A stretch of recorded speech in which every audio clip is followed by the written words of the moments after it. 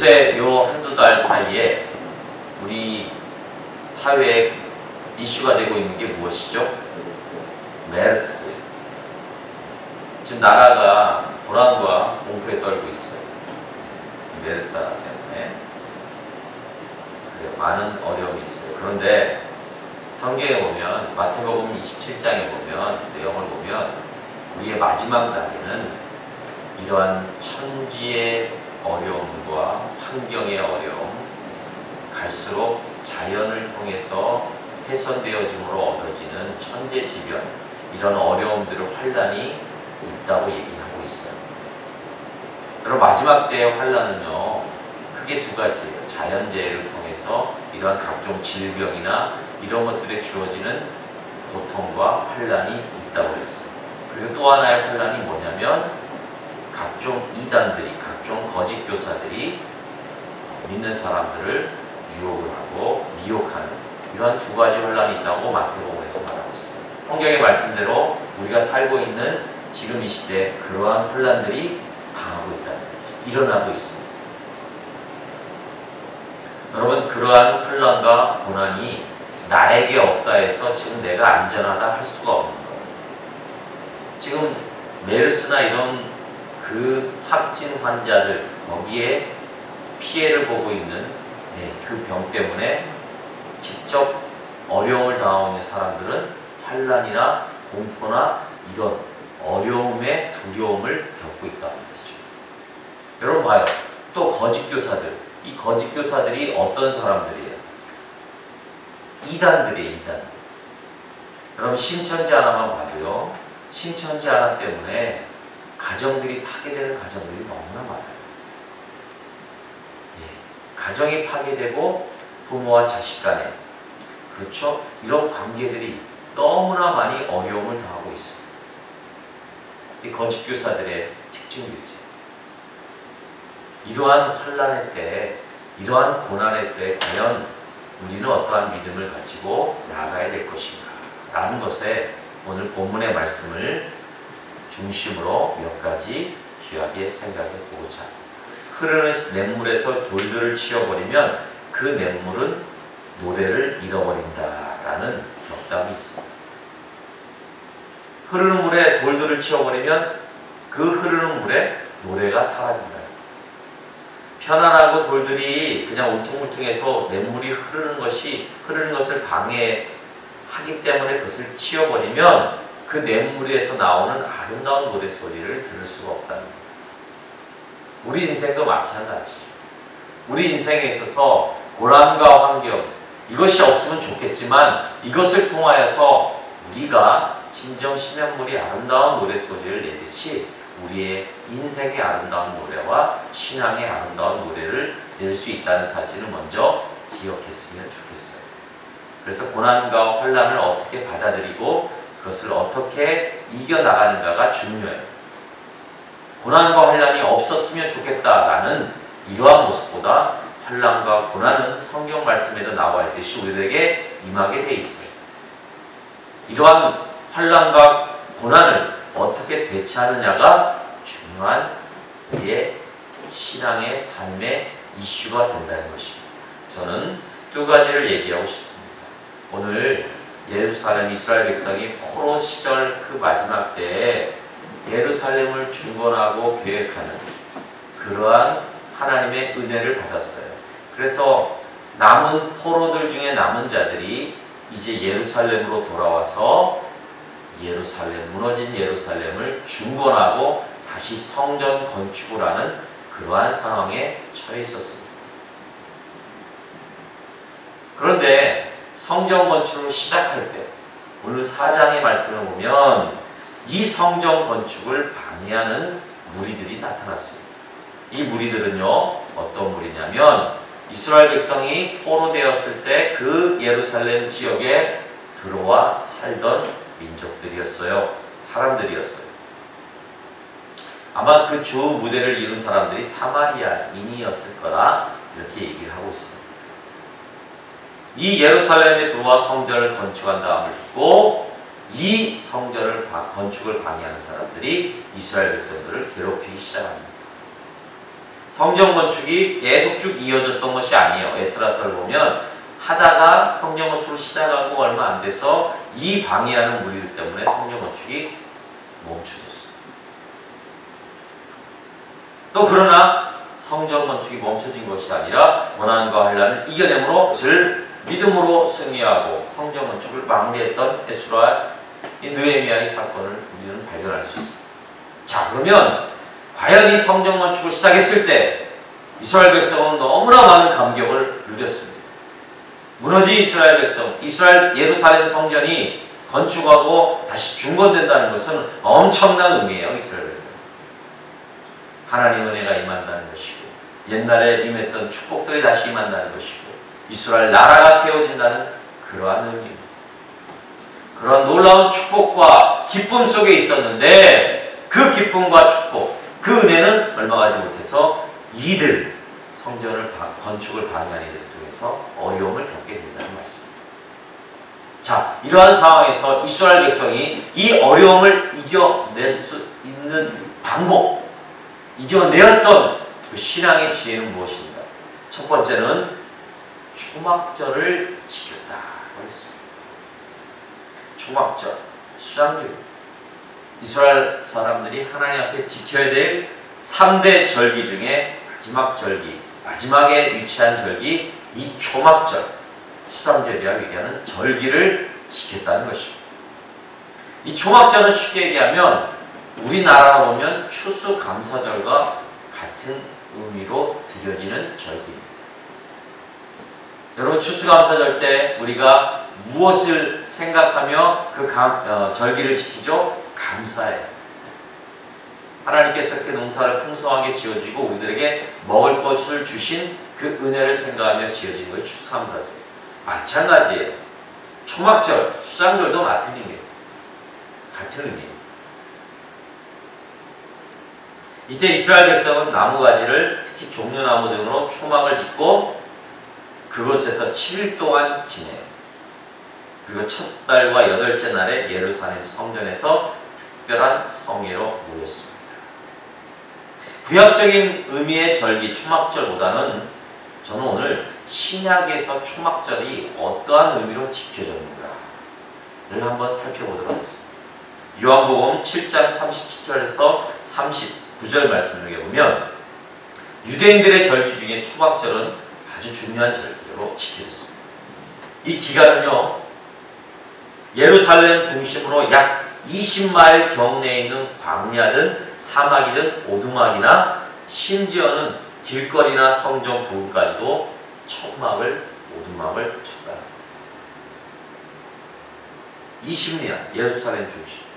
그리고 이 절기는 12살 이상 되는 온 가족들이 천막이나 오두막에 거하면서 사막에서 불어오는 뜨거운 바람을 맞으며 일주일 동안 생활을 하되 절대 집에는 들어가지 못했어요. 그런데 이 초막절날 일주일 동안 지키면서 이 초막절에 거하는 이스라엘 백성 두 가지 행사를 했어요. 하나는 실로암에서 물깃는 그러한 행사를 하고 그 다음에 성전에서 등놀이, 불꽃놀이 행사를 하는 이 두 가지 행사를 이 초막절에 하게 된다는 것입니다. 자, 그러면 실로암에서 물을 길러오는 행사를 한번 살펴볼까요? 이 두 줄로 길게 서서 십리 밖에 있는 실로암 물을 길러 행렬을 지어 갑니다. 이 행렬을 지어갈 때 온 백성들은 시편 113편과 118편을 찬양으로 합창합니다. 113편과 118편은 감사의 찬양.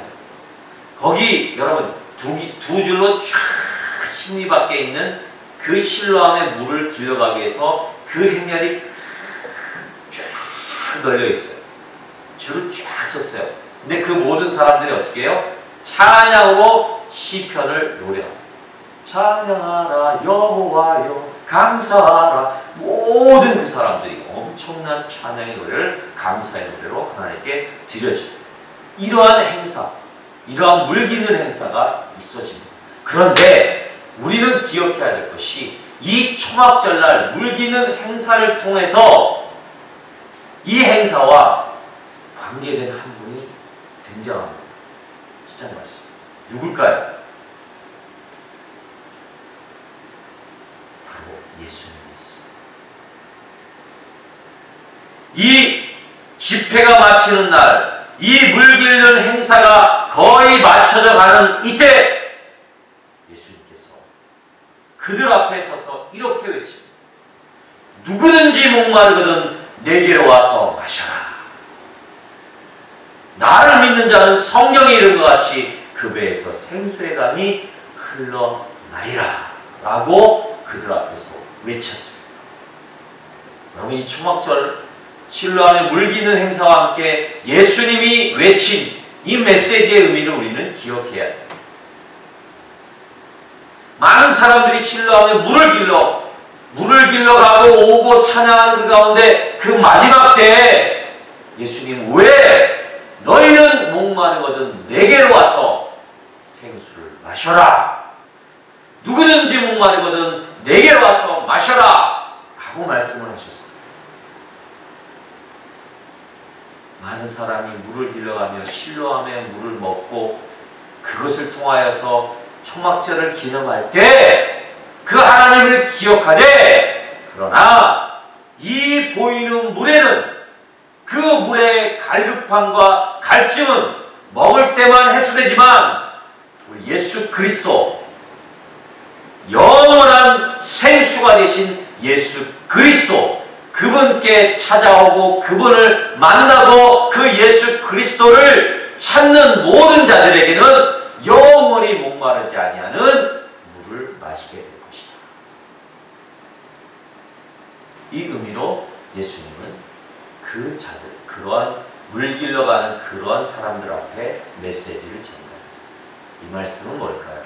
예수님을 마실 수 있을까요? 정말 예수님을 마시면 가람이 없을까요? 갈증이 나지 않을까요? 우리는 물을 마셔야 돼. 그러나 예수님 말씀하고는 우리가 육적인 갈증보다 우리가 영적인 갈증을 온전히 해결할 수 있는 그 예수 그리스도를 온전히 만나고 그 예수 그리스도를 늘 마음에 모시고 생각하며 예수를 쫓아가는, 예수와 함께하는 신앙의 온전한 모습, 그것을 물기 있는 사람들에게 메시지로 선포합니다.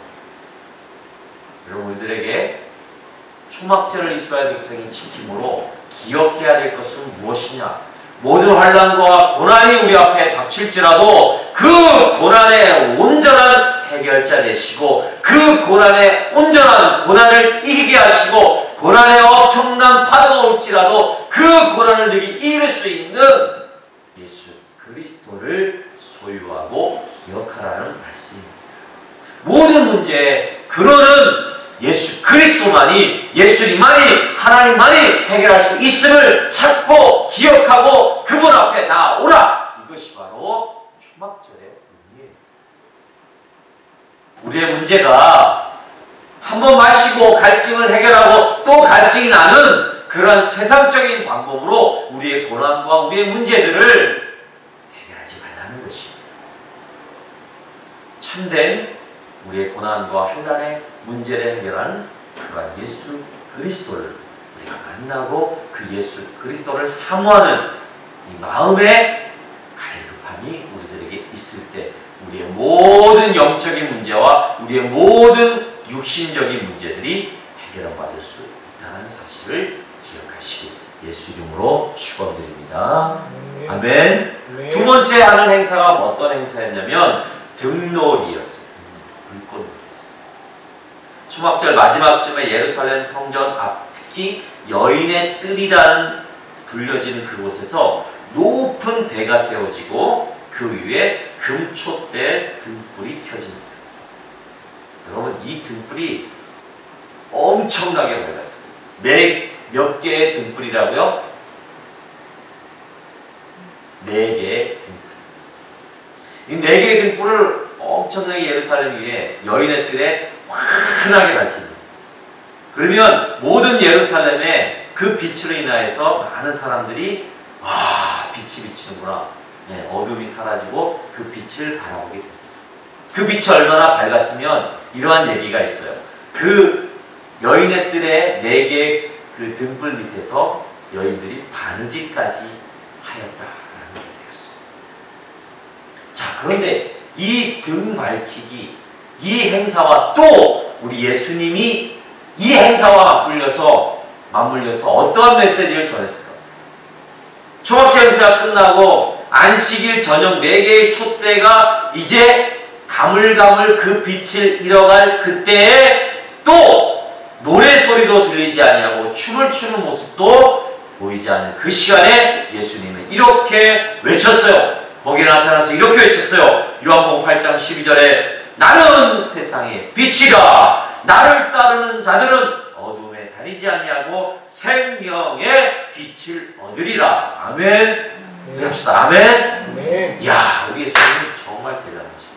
물 기르는 그러한 행사를 통해 나는 누구든지 목마르거든 내게로 와서 마셔라. 그리고 빛에 그 관련된 그 행사가 있을 때 나는 세상의 빛이다. 나를 따르는 자는 어둠에 다니지 아니하고 생명의 빛을 얻으리라. 빛과 연관된 이 말씀을 너무나, 물과 연관된 이 말씀을 그때에 맞춰 너무나 잘 전했어요. 그리고 예수님은 나는 세상의 빛이다. 봐라! 이 4개의 금촛대도 시간이 지나면 꺼진다. 어둠을 항상 이겨낼 수가 없다. 빛을 항상 말할 수가 없다. 빛은, 세상의 빛은 언제든지 꺼지기 마련이나 예수 그리스도, 나는 그분은 세상을 비추는 꺼지지 않은 영원한 생명의 빛이라. 빛의 역할이 뭡니까? 밝은 거예요. 빛이 오면 어둠이 사라지게 돼 있어요. 여러분들 마음에, 심령에 어두움과 죄의 모습, 고난과 환난, 이것을 온전하게 물러가게 할 수 있는 것은 예수 그리스도, 생명의 빛인 예수 그리스도밖에 없음을 믿으시길 바라겠어요. 우리 학생들 믿으시길 바라겠어요. 예수님밖에는 이 세상을 온전히 비칠, 어두움과 죄를 물러가게 하실 온전한 분은 예수 그리스도밖에 없다. 할렐루야. 이 사실을 기억하라는 것입니다. 생명의 빛 대신 예수 그리스도를 기억하라는 것입니다.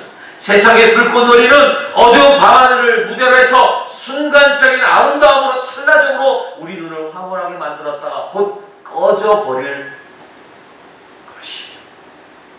그러나 생수의 강과 빛 대신 예수님, 이분은 우리의 온전한 영원한 생명의 물 대신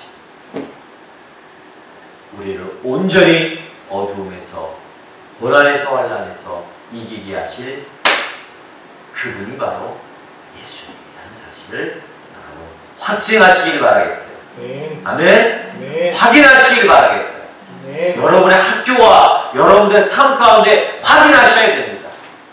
이럴 때 우리의 환난과 고난은 파도가 아니라 작은 등성이밖에 되지 않습니다. 여러분, 파도가 무서워요? 아니면 작은 언덕이 무서워요? 힘들까요? 아니에요. 파도, 우리 영환이 예언이 파도 한번 맞아봤죠? 동해안에 가서. 목사님은 태풍주의보가 내리면 바다에 나와서 수영을 했어요. 왠지 아세요? 이 얕은 파도는 재미가 없어요. 이제 주목을 하는 큰 태풍 오면 파도가 진짜 키만큼 높은 엄청난 파도가 밀려요. 근데 너무 재밌어요. 근데 한 가지 단점은 생명을 걸고 놀아야 된다. 파도 타기라면 엄청 재밌어요. 옛날에 시골에 가서 파도 타기 해봤죠? 수영, 저기 해수욕장에 가서. 재밌잖아. 잔잔한 바다보다 파도 타기 얼마나 재밌는지 몰라요. 근데 그 파도에 한번 중요한 건 파도 바깥으로 나갔다가는 다시 들어오지 못해요. 아무리 수영을 잘하는 사람도 파도는 재밌는 것과 함께 생명을 걸어요. 무서운 존재예요. 그러나 그러한 파도도 예수님이 함께 하시고, 그러한 파도의 어려움도 파도 같은, 산 같은 파도 같은, 산 같은 파도 같은 그러한 고난과 환경도 우리 빗대시고 생수에 감계신 예수님을 여러분들의 삶 가운데 증언하시고 그대로 확인하신다면 아무 문제가 없다는 사실을 기억하시길 바라겠습니다. 지금 메르스나 여러 가지 질병을 통해 우리가 어려움을 당하고 있습니다. 또 개인적인 어려움과 천재지변의 어려움, 고난과 환경, 이런 것들이요, 여러분들의 세대는 더 많이 일어날 거예요. 더 많이 정복하지 못하는 병들, 에이즈 다음으로 더 많은 병들이 여러분들이 사는 세대에 일어날 거예요. 그때 여러분은 어떻게 하겠어요? 두렵고 떨고 무서워하겠습니까? 그것이 아니라 여러분들 삶 가운데 빗대시고 생명의 그런 되신 예수를 여러분의 삶에 확증할 때 여러분의 두려움이, 고난이 사라질 줄 믿습니다. 아멘. 아멘. 그 예수님을 믿으시기 바라겠습니다. 마지막으로요, 이 이스라엘 백성들이 고난과 어려움에 봉착했을 때 그들에게 필요했던 신앙의, 그들이 보였던 신앙의 모습은 분별력을 소유했습니다. 따라합시다. 분별력을 소유했다. 여러분, 분별력 아주 중요해요. 우리는 영적인 분별력을 소유해야 될 줄 믿으시길 바라겠어요.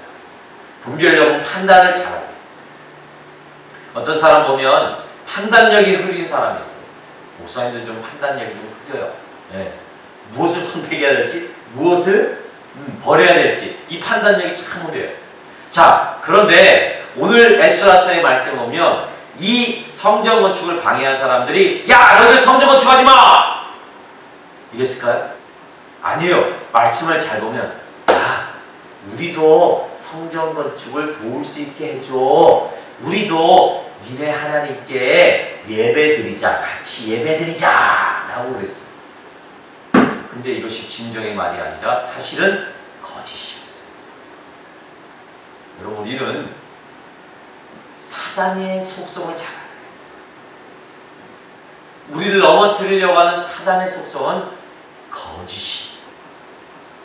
거짓을 우리들에게 퍼뜨려서 우리의 신앙생활을 흐리게 합니다.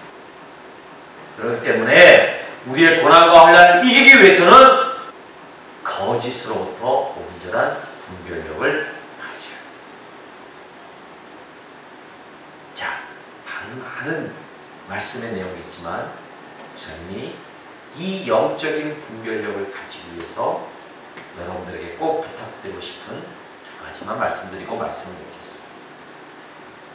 첫 번째로는요, 다윗이 고백한 신앙의 마음, 다윗이 고백한 신앙의 말씀을 통해 첫 번째를 전해드리자면, 크게 합시다. 하나님께 나누어지지 않는 마음.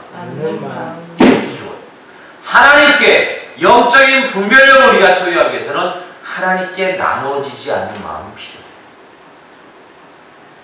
여러분, 나누어지지 않는 마음은 우리가 온 마음을 다해서 하나님을 사랑하는 것입니다. 여러분, 하나님께 나누어진 마음이 어떤 결과로 나타나는지 아세요? 따라합시다. 우상숭배. 그렇죠. 하나님께 나눠지고 하나님을 향해 다윗이 그 마음이 나눠지는 그 순간에 다윗에게 나타났던 신앙의 모습은 뭐였을까요? 우상숭배였을 것입니다. 우리도 마찬가지예요. 영적인 분별력을 우리가 소유하기 위해서는 하나님께는 나눠지지 않아요. 하나님께서는, 하나님 앞에는 분열돼서는 안 돼요.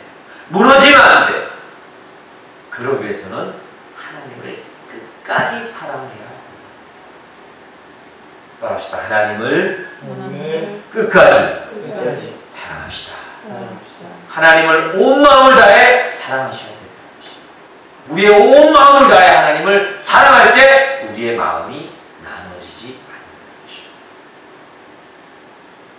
여러분, 누가 나를 사랑한다고 얘기하는데 너 나 사랑해?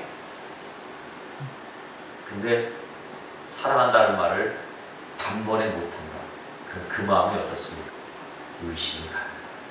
여러분, 하나님 사랑하십니까? 온 마음을 다해 사랑하시기 바라겠습니다. 그럴 때 우리에게 영적인 분별력이 생깁니다. 두 번째로는요, 하나님의 길을 보여달라고 해요. 따라합시다. 하나님의 길을 보여주세요. 하나님의 길을 우리는 알아야 돼요. 하나님의 마음을 알아야 된다는 얘기예요.